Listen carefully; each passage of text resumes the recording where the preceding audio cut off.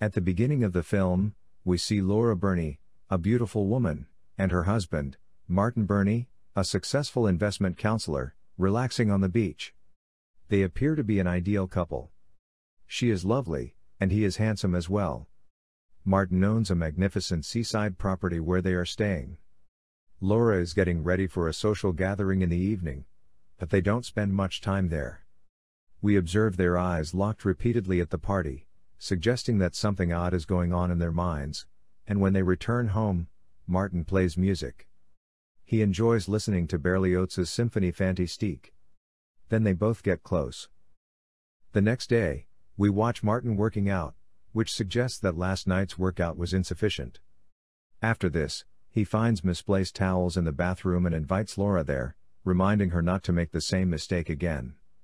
Afraid of the consequences, she begins precisely aligning everything in the house, as Martin likes it. She then tells him the menu for supper and he leaves the house to see the person who has a yacht in the sea in front of their house. The man says that Laura is a really attractive woman, and he keeps staring at her all day. They then begin talking about sailing because Martin loves it, but Laura is terrified of the sea and dislikes sailing. The owner of the yacht offers him an invitation to sail, but he denies it. Later, when Martin returns home, he is extremely unhappy with the fact that the guy was watching Laura. In frustration, he begins thrashing Laura like an animal, and then abruptly feels guilty for his actions. Isn't this strange? He then informs Laura of the sailing invitation and assures her that he will always be there for her and walks away, leaving Laura in pain. Martin is an obsessive person who physically and mentally abuses Laura on a daily basis. The scene turns and we find Laura outside the house, where she notices several light bulbs and begins hitting them with stone, breaking them. That evening, Martin apologizes to Laura once more, but he brings her a gift this time. He also gives her a stunning red dress and showers her with flowers. He then strips Laura naked and forces her to wear the dress. She is obviously uncomfortable with this. He then forces her to allow him to get intimate with her. She is very unhappy with it, and her face says everything. The next day, they discuss Laura's desire to work in a library, but she is not permitted to do so. She mentions that she wasn't even allowed to attend her mother's funeral 6 months ago. He then tells her that they will always be together and that no one can ever separate them. After this, they start getting ready to sail over the sea. Later that night, when they are sailing, the weather gets severe. The yacht owner assures Laura that nothing will happen. Martin gives them a creepy look. Laura seems nervous as the weather worsens. The boat's jib suddenly opens up due to a huge burst of air. Martin and the boat owner do their best to keep everything under control, but Martin falls out of the boat. The yacht owner saves him, but Laura is now lost. She fell into the water. She is thrown into the water. Martin screams because he knows she can't swim. After some searching, they discover Laura's safety vest, figuring she is no more. Martin returns home, frustrated and blaming himself for the loss. He begins yelling her name. Laura's funeral is held after a few days. In a flashback, we see Laura, who survived the storm because she knew how to swim.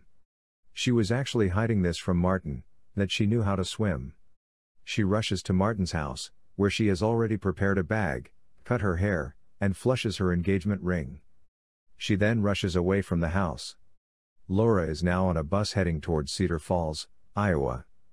On her way to Iowa, she meets an old lady, and they start talking a bit. Laura reveals the story and tells her that she is going to visit her mother. So in the beginning, when she said that her mother died, it was also a lie. The bus brings her there. She is as happy as if she had been released from a prison. She rents a house there and begins renovating it. She then takes a shower and, as a symbol of her freedom, misplaces the towels. From her window, she watches on the lawn a young man named Ben Woodward, who is her neighbor, dancing outside. She starts laughing at him. On the other hand, at Martin's house, we see him walking on the shore barefooted and a broken piece of light bulb gets into his feet. He then notices that all the bulbs are broken. The scene shifts to Laura's house. She is outside plucking some fruits from trees when Ben enters and warns her that she could be arrested for stealing fruits from his lawn. He says that we can make a deal, by the way, and she replies, "I don't make deals." Later, we see Ben return to her and apologize for what he said. He then introduces himself and explains that he is a drama teacher at a nearby college. Now we see Martin is at work where he receives a call from the YWCA, a women's welfare organization.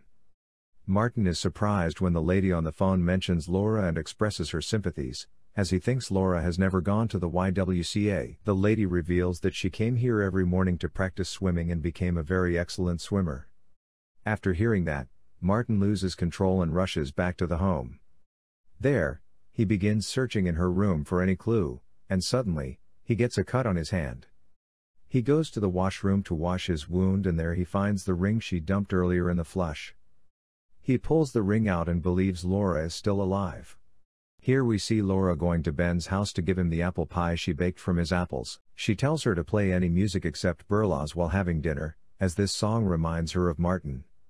Ben acknowledges that Laura is looking for a job. He says that he can get her some work if she wants, but she denies it. She tells him that her name is Sarah Waters. While having dinner, Ben notices a wound on her head and assumes how much more terrible her past has been. The next day, Martin begins his investigation into Laura. He visits a retirement home where Laura's mother used to live. After a brief conversation, it is discovered that Laura took her mother out of the retirement home 6 months ago. The scene shifts and we see Laura getting a job in the library with Ben's support. Ben suspects that Sarah isn't her real name, and asks her for her real name. He notices this because whenever he calls her name, Sarah, she isn't directly impacted. He tells her that he loves her, but she denies it, so he leaves with a broken heart. On the other hand, Martin hires a private investigator and offers him a handsome amount of money if he can trace Laura. After a few days, when the entire town is celebrating Independence Day, Ben notices Laura and approaches her. He apologizes for his actions, to which she responds, "It's okay, we're good friends." They begin talking about their personal lives. After a while, Laura reveals that she misses her mother because she hasn't seen her in 6 months. Then we see Martin, who is standing next to Laura's mother, Chloe, who is in fact a blind lady living in a nursing home. Martin found her using his secret resources. Ben knocks on Laura's door in the evening, inviting her to a special location. He brings her to the stage, proposes to her, and sings a song for her. They both start dancing and are obviously in love. After this, they both return home and begin kissing. They are almost about to get intimate, but Laura rejects and pushes Ben away from her. The next morning, Ben's sitting sad from being rejected repeatedly. Laura approaches him and tells him about her ex-husband's abusive behavior, revealing that she had to escape from him due to his behavior. He assures her that nothing will happen to her. Later, we see him helping Laura get dressed as a guy. Then she goes to the nursing home to see her blind mother. As she approaches her mother, she starts singing a children's song that her mother used to sing for her in childhood. She then reveals to her that she left Martin and also tells her about Ben. Her mother makes sure that she stays strong and doesn't let anyone hurt her again. Martin is in the same nursing home, and he is inquiring about Laura here. Then he prepares to leave, but the lady calls him and tells him about the visitor that they had today for Chloe. He runs here and there to look for her, but there is nobody now. Now we see Martin. He goes to Chloe and claims to be a detective. He tells her that Martin is in town, and he knows Laura is alive. He inquires about Laura's whereabouts.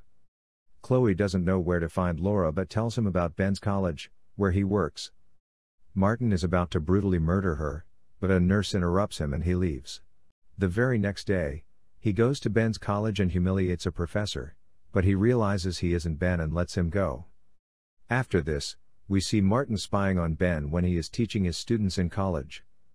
Later that night, Martin follows Ben and Laura, and they both go out for a trip to an amusement park. He sees them both happy and kissing each other. At this point, you can guess that a man who has brutally beaten his wife just because a stranger is watching her, what will he do now to his wife knowing that a stranger is kissing his wife who has faked her own death?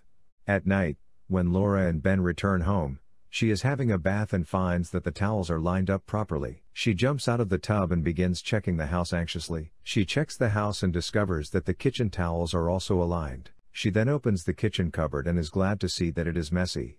She then walks away and observes an open window, through which Ben is seen entering the house. She is genuinely afraid. They both eat dinner outside the house on their lawn. He kisses her before leaving. She enters the house and turns on the music player, but Martin's favorite song is now playing automatically. This shocks her. She then notices that one of the closet doors is open, and the fire alarm goes off. She sets off the fire alarm instead of turning it off. She then enters the kitchen, where everything is perfectly placed as Martin likes. She begins to cry, realizing her fears have come true. Martin appears and forcibly kisses her. Ben knocks on the door to remind her of the time to meet tomorrow. Ben breaks the door and attacks Martin. Martin overpowers him and hits him on the head, causing him to collapse on the floor in pain. Martin then shows Laura their wedding ring.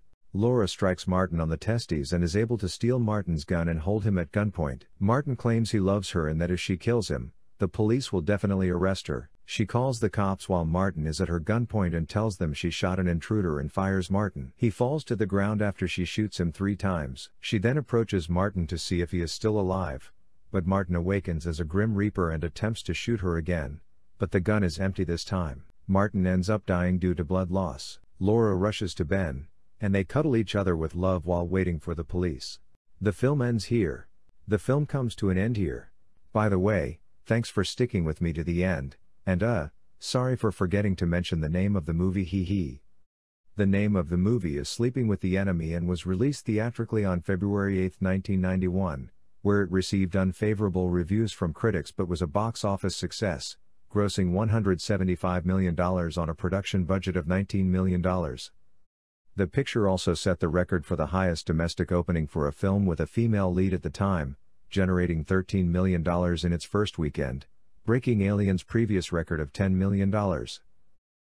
Thank you for staying with me till the end, and if you enjoyed the recap, please like the video, subscribe to my channel, and click the bell icon to never miss an update. Take care, goodbye.